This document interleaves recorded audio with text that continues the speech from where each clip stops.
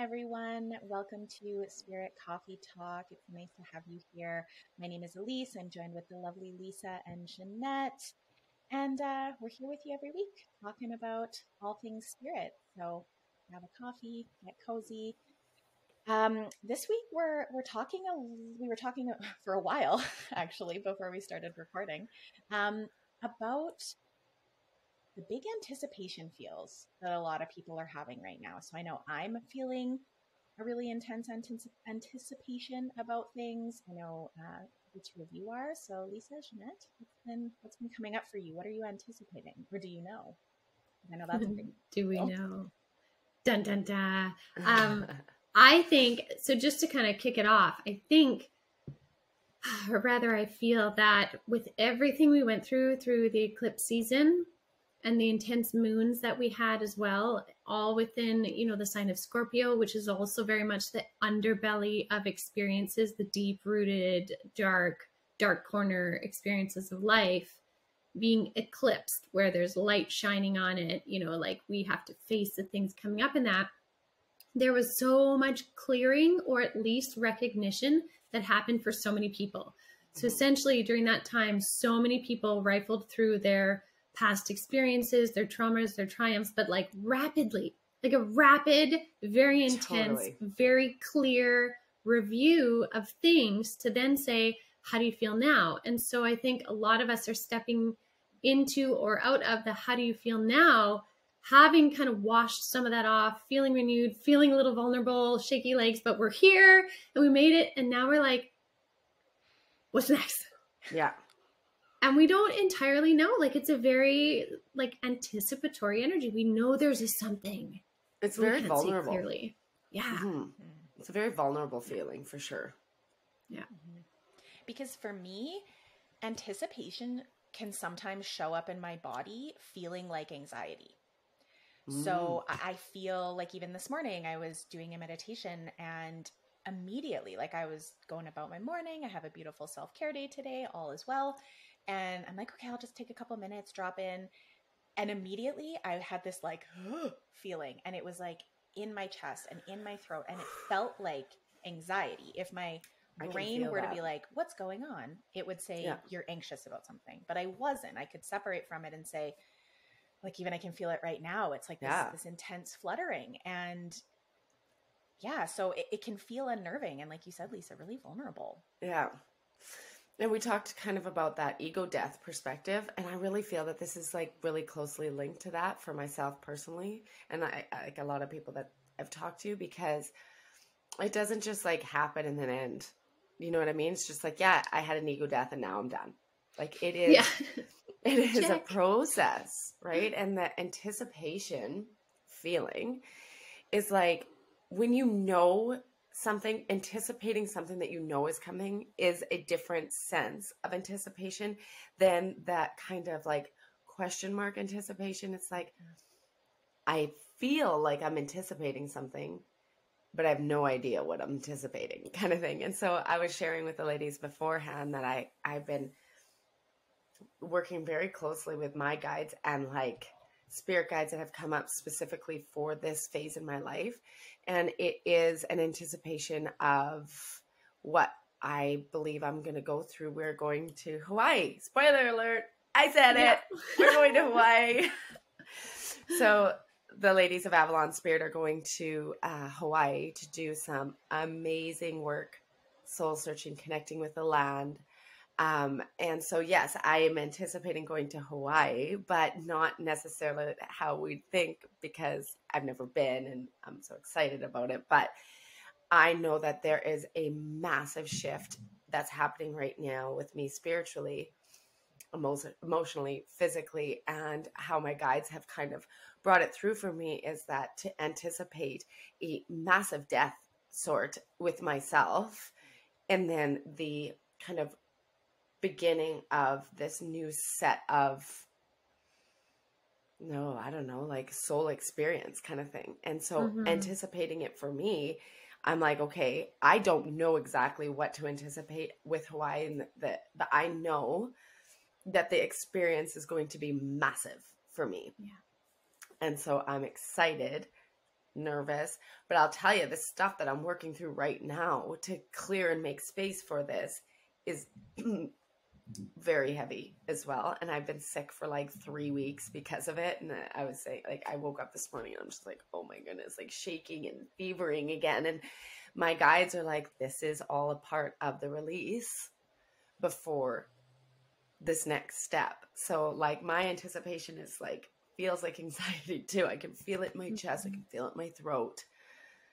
But I don't know. There's a giant trust that's happening with it too, right? And it can be really nerve-wracking when you are on that verge of like a death and rebirth process. And when we're talking about death, we're not talking physical death. We're talking like emotional, ego, spiritual death and renewal, right? Like renewal is the key piece. For something new to start, something has to end. So that's what we mean by, you know, the death piece. And I think there is something about not knowing, because if we completely understood or knew exactly what would come out of the you know, emotional, spiritual death process, and we knew exactly what it would be, then it wouldn't be the same experience. It'd be like, okay, well, yep, this is fine. And I'm already anticipating and moving into the energy of the new.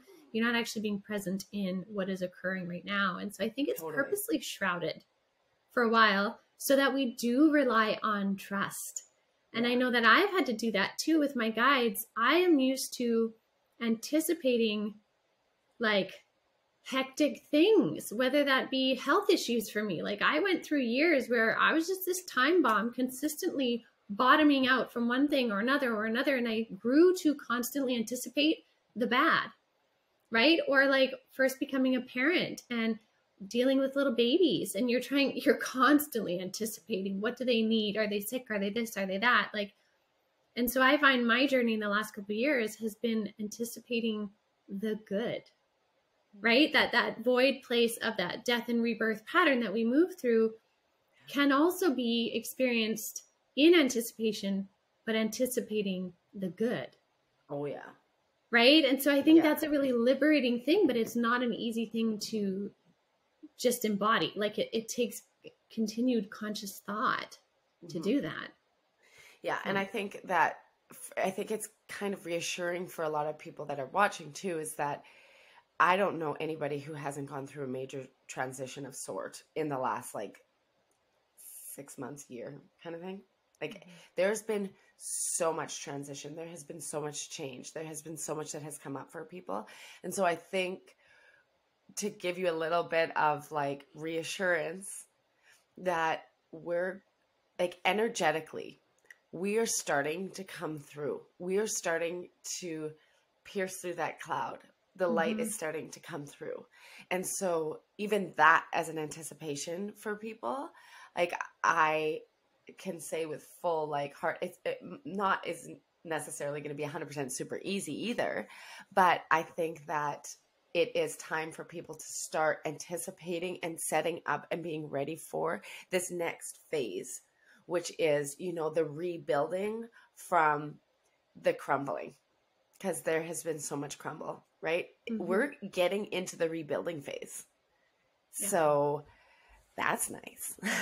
It has the potential to be so much lighter, but it's totally based on our perspective and how we choose to experience it. And that's a key thing, is like, what do you choose? And that's not always easy. Some choices are easier than others. Yeah. Some we really have to dig, and some we're going to bottom out a little bit before we can get back on the horse and be like, okay, listen, I can actually ride the horse through this. I don't need to carry the horse myself. Right? Yeah. What are you guys anticipating for Hawaii? Oh my gosh. Well, we're going to some pretty cool places. Like I've never been. Have you guys ever been to Maui? No, none of us have ever been. I have. I went when I was really young. Yeah. So I don't really remember it. I was in junior high, like grade 7 or 8, I think. So, but like we're going for like deep spiritual experiences. Yeah. Right. And like Ginette, you and Lois have done some like amazing work looking into the places to go. Right.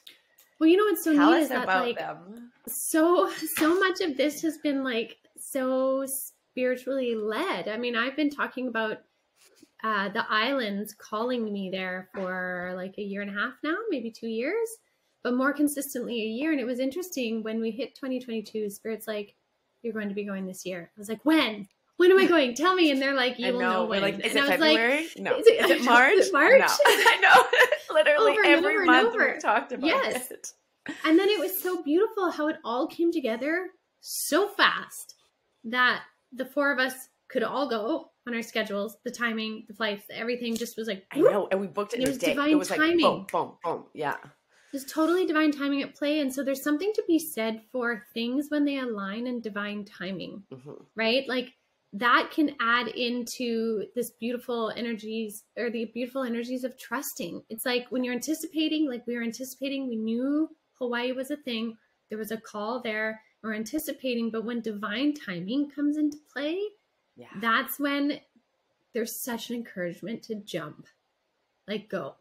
Divine timing is here to facilitate this beautiful thing. And so there's different places that, we're feeling so drawn to explore, of course, some of the things like the volcano and then different beaches and some of the forested areas and waterfalls and things like that. But what I'm most looking forward to is how we are drawn to certain places when we're on the land. There's something so sacred for me personally that happens when my feet touch the land somewhere. And I know this happened to me years ago with Egypt, when my feet finally hit the land and I had the consciousness to go with it. It was like my feet knew where to go. Like it just followed my heart. And so I think that's what I'm most excited to experience is where we end up.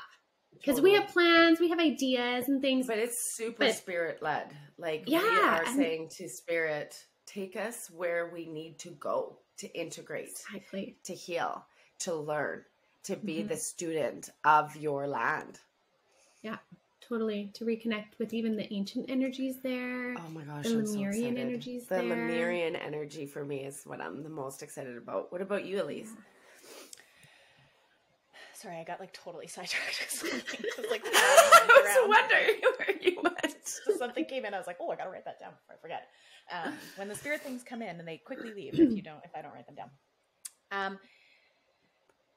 I actually had a memory of an experience that I had in Hawaii when I was very young that I'm actually thinking is going to be something that I'm going to have to not have to, but I'll be processing. And it's, now that I'm thinking about it, it's very linked to some of the challenges. And I remember it, but I did not put the two things together.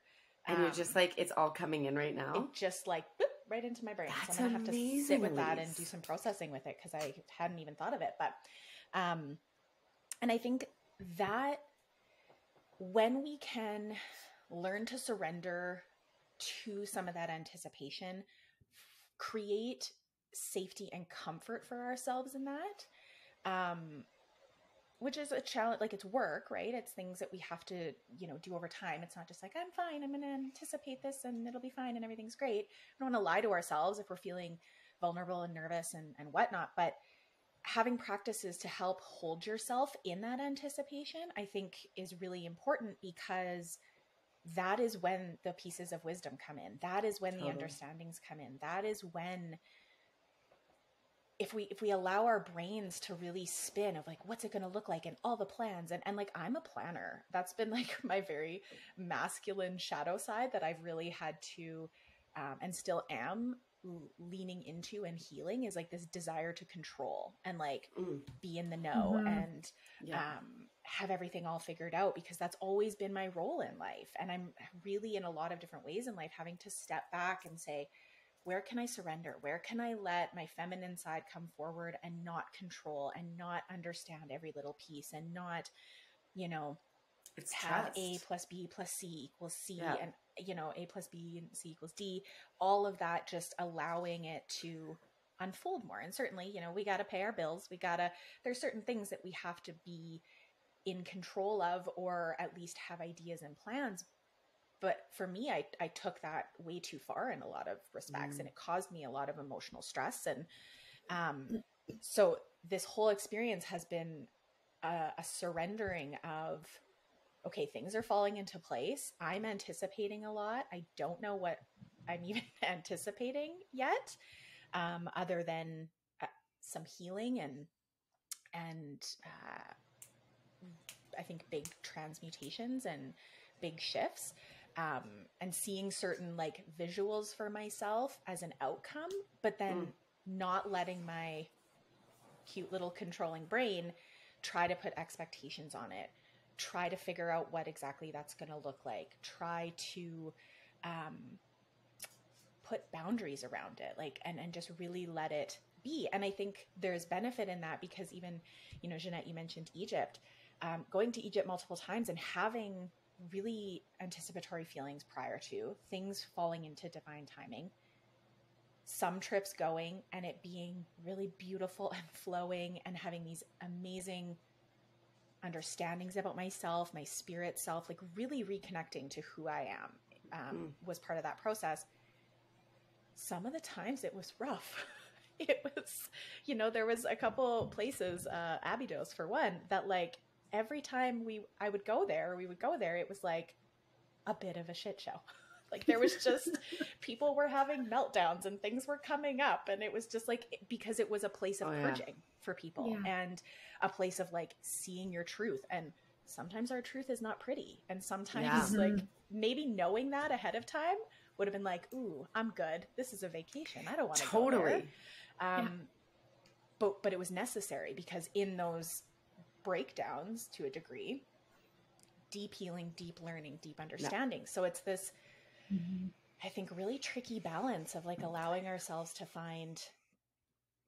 be excited and anticipate and not control and not let maybe the fear or like you said, Lisa, the vulnerability of it lead us to control it so much that we kind of we strangle the life out of it a little bit. We cut off like the flow. difference between anticipation versus expectation, right? Like the anticipation can be like, Ginette, I think it's so deeply connected to divine timing and trust. Yeah. It's like 100%. The surrender part of it is in full force because with it, it can only be accompanied by trust and divine timing because we can't go in and control what the outcome is. That defeats the purpose completely. And so we can only make the choices. The state of uncertainty in it is what can be very triggering. Like uncertainty can be a very triggering thing for people.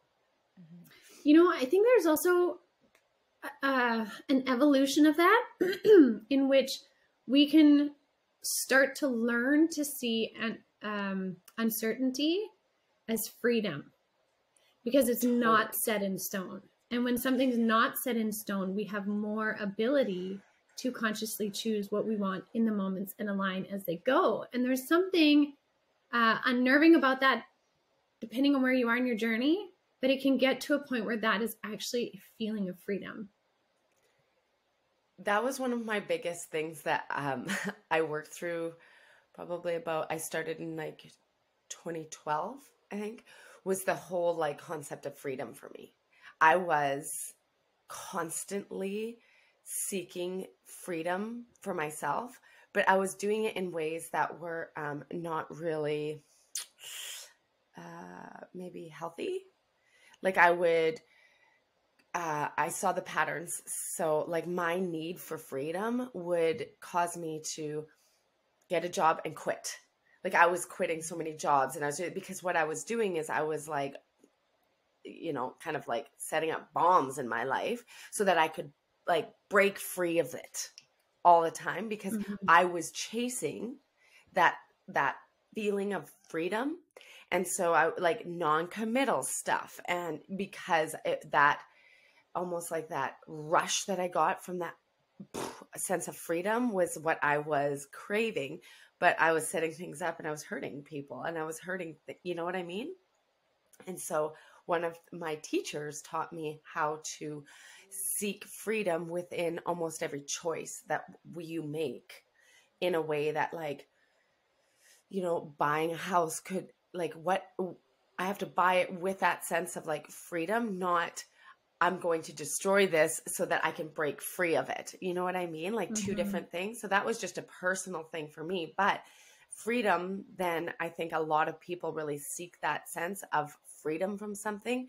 And so, bringing it all back now, the only real like certainty that we have in life is uncertainty, because we actually cannot know what the heck is that. We can plan, and that is almost like a compensatory strategy for people, is trying to control situations so that they don't feel so incredibly out of control with the uncertainty. But then moving it, shifting it into a sense of freedom is something that is so healing. So how do you think that people can do that? Well, I even want to say too, on the heels of that is like, even premonitions for that matter, right? Like people can do predictions and premonitions, but even premonitions are probabilities. Based on the current vibration. Exactly. Yeah. And there are many, many probabilities at play always, because we have free will on the planet. That is an earthly thing, an earthly agreement in 3D, that we come in here with free will being at the forefront of things, meaning choice. Sometimes our choices are very limited, but there's still a choice somewhere in there. And so even with predictions or premonitions, those are still probabilities, which are usually given to you so that you can somehow make a choice of either intervening, acting, simply knowing, preparing yourself, yada, yada, yada, right? Yeah. So I just kind of wanted to throw that in there, because you're entirely right that like freedom is essentially in the not knowing. Yeah, but like, how can you say to people, like, how, like, in your opinion, or like if you were, let's say, talking to a client and they asked you, what is the best way for me to seek freedom in the uncertainty? How can I do that?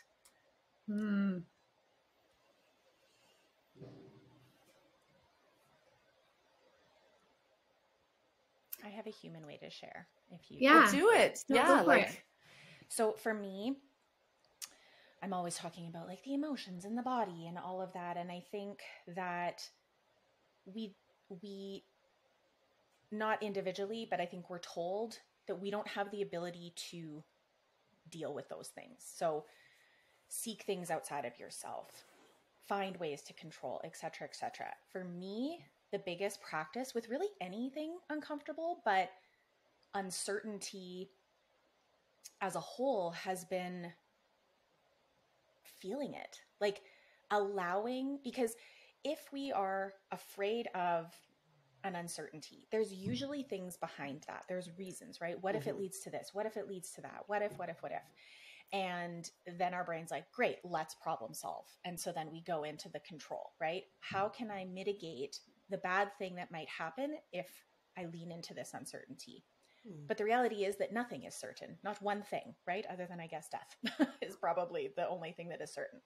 And so, but that is also an insanely big fear for a lot of people. So for me, within my own practice, and also, you know, what I support clients with, is dropping into that. So what that can look like is closing your eyes, or, you know, fixing your gaze on something, taking a few breaths, and starting to scan your body for, where do you feel love? Where do you feel comfort? Where do you feel nourishment? Where do you feel grounded? Any sort of, I'll use the word positive for lack of a better, helpful, supportive emotion. And that could be like the tip of your finger. Maybe you're like so full of anxiety about what's you're uncertain about. Maybe the only safe place, nourishing place, grounded place in your body is like the tip of your finger. That's okay. Noticing that experience, being with that, what does it look like? What does it feel like? And then starting to scan your body for, where do I feel this uncertainty? So for me, with the anticipation and some of the like anxiety feeling that was coming up, I was saying, I feel it in my throat. I feel it in my chest. It feels like it's hard to take a full breath. And can I just be with that for just a moment? And if that starts to feel too much, bring myself back to that tip of my finger, where there is a part of my body, there is a part of my experience right now that feels grounded, that feels supported, that feels loved, that feels the opposite of whatever that uncomfortable situation or that uncomfortable experience is in your body. And moving back and forth between those two, and allowing, when you're feeling, oh, I'm feeling this tightness in my chest, and there's some like tension in my throat and I'm having a hard time taking a full breath. Okay, what does that feel like? Okay, well, it feels like there's something wrapped around the top of my shoulders, wrapped around my lungs. Okay, can I be with that for a moment? Breathing into that space and just like holding yourself there. The next step of that would be, you know what, I feel like, how do I want my body to move right now? Okay, well, for me right now, I feel like I want to curl in. I want to like put my hands on my chest. I want to hold myself and just dropping into it and breathing. And then again, if it starts to feel like too much, going to that tip of the finger. Maybe then you've noticed, oh, actually my whole hand feels more peaceful now, and being with that and just moving in between those, you start to renegotiate your experience with that. You start to tell your brain and your body and your nervous system like, oh, it's safe to feel this. It's not inherently bad or scary, or nothing bad is happening to me in this moment. I am just experiencing something.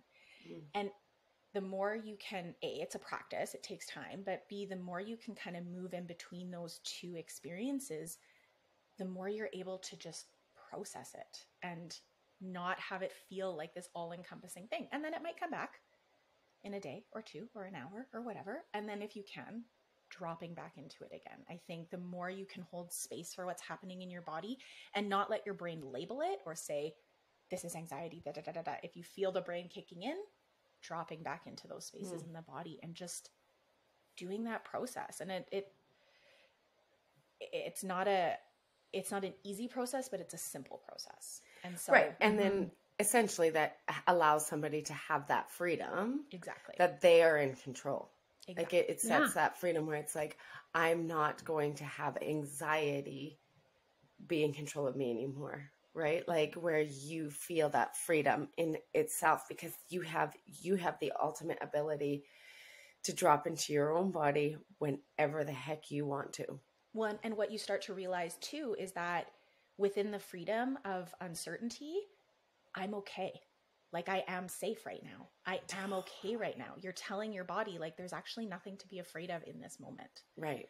And so it's like that constant kind of feedback loop that then you start to build. So then the more life throws uncertain things at you, the easier it is for you to process those things and be with them and access that uncertainty and access the possibility of choice. What could I make of this uncertainty? What could I make of this possibility? What amazing things could lead from this place?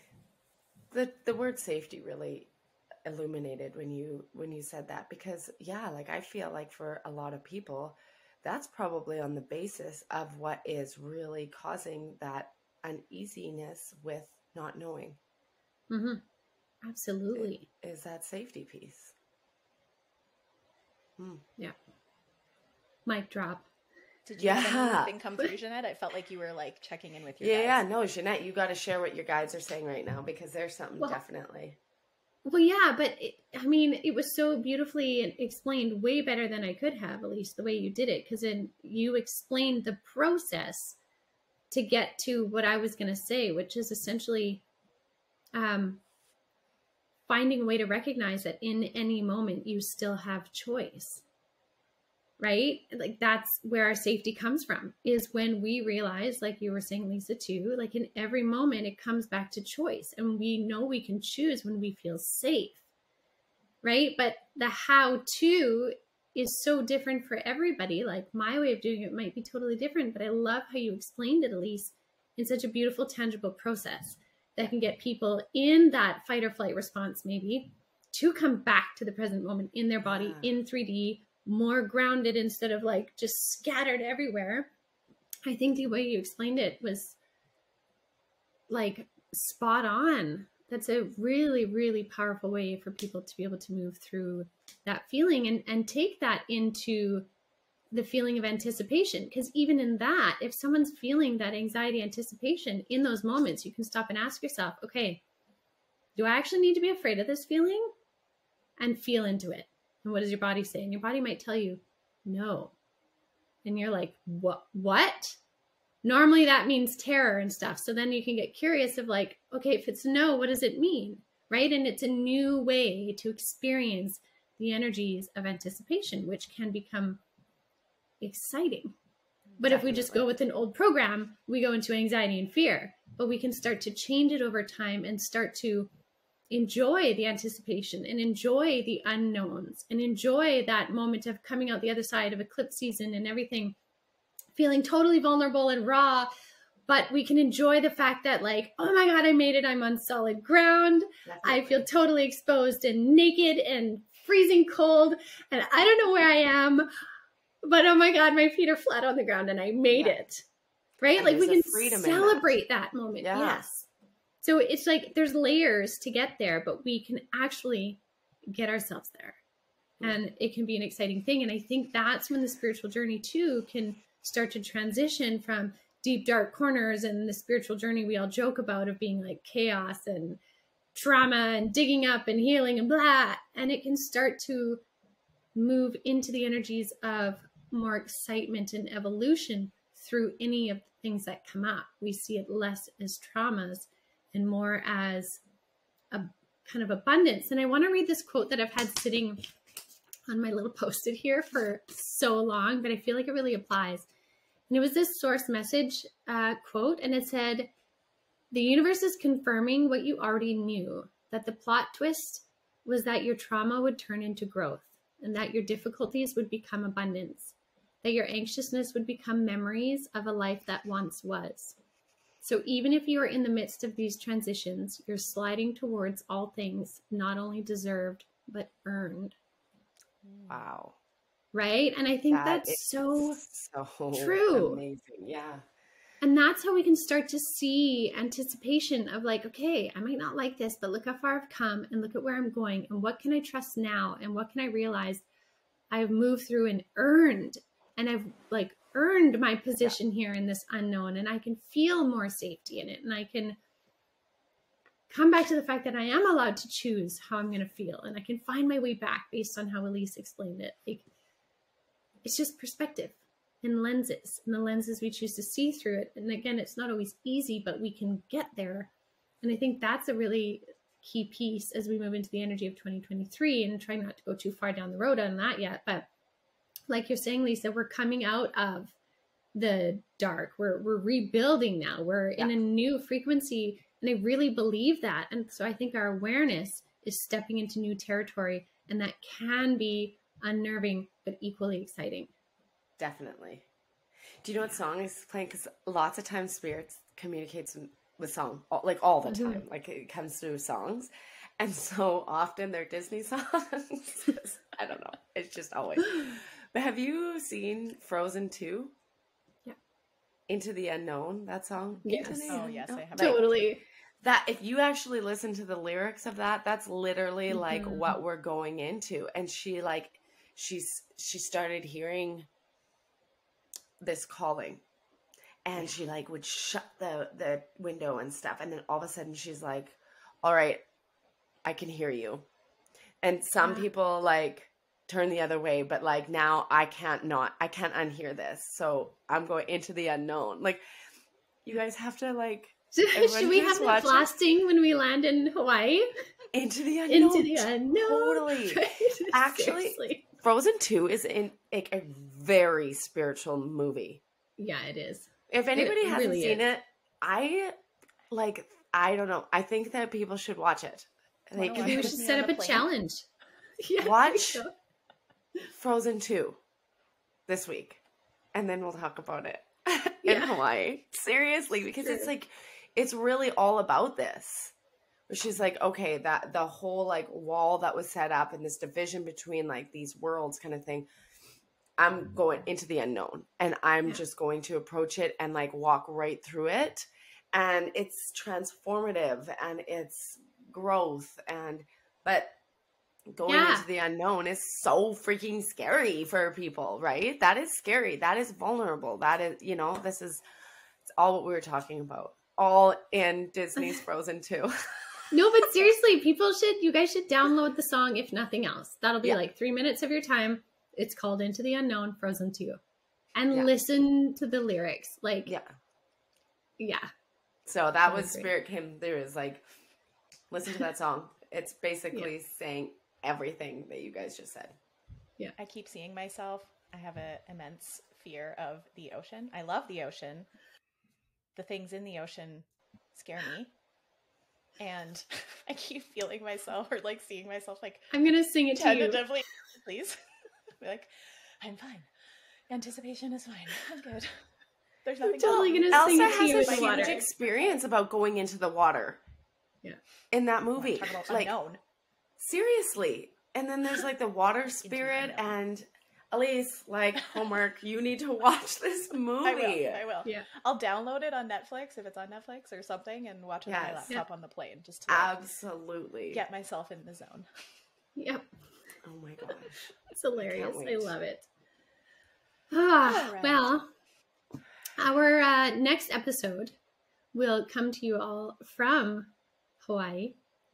So On I know location. We're going to all be together. I know, it's so exciting. So excited. For anybody watching, Elyse and I have actually never met face to face. We've never been human to human.